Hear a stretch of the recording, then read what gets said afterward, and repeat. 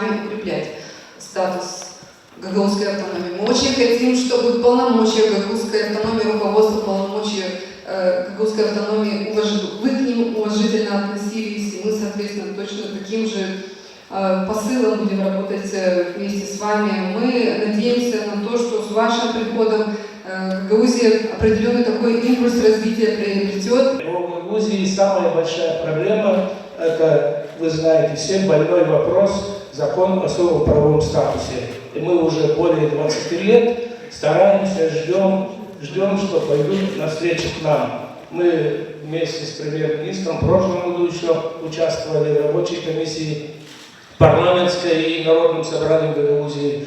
Ну, к сожалению, мало что нормального там принято, но я уверен, что все это изменится. Я с большим удовольствием, когда появляется время, приезжаю, и еще раз убеждаюсь в таком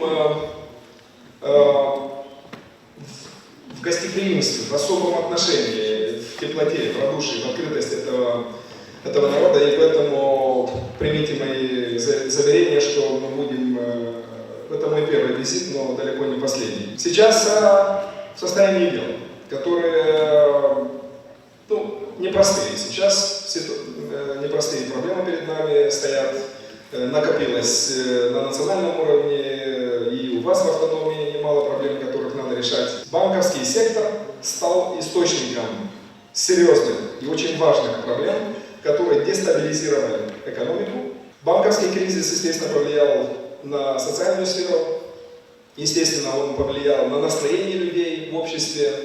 Сейчас есть ряд политических сил, которые пытаются все это эксплуатировать, не в интересах народа, то есть будьте уверены, они это делают в своих личных интересах, то есть чем больше дестабилизации, чем хуже в стране, тем лучше для них, для того, чтобы в мутной воде пытаться ловить рыбку, большую, маленькую.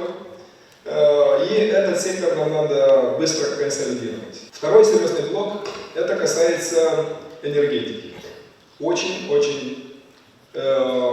такой животрепещущий вопрос, который касается и простых граждан, потому что это выводит больше денег из кармана людей, и, что немаловажно, экономики в целом.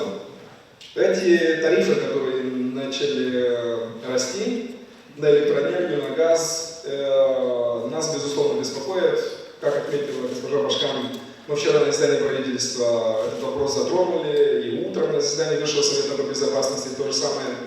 Мы очень надеемся, что тарифы на газ будут пересмотрены, потому что цена продолжает снижаться. Если сейчас в третьем квартале будет 214, в четвертом предполагается $204 за 1000 кубометров, это цена поставки от Молдова газ. Поэтому с учетом этих факторов мы думаем и рассчитываем на то, что АНРЕ, этот независимый регулирующий орган, он примет другое решение в отношении цен на газ.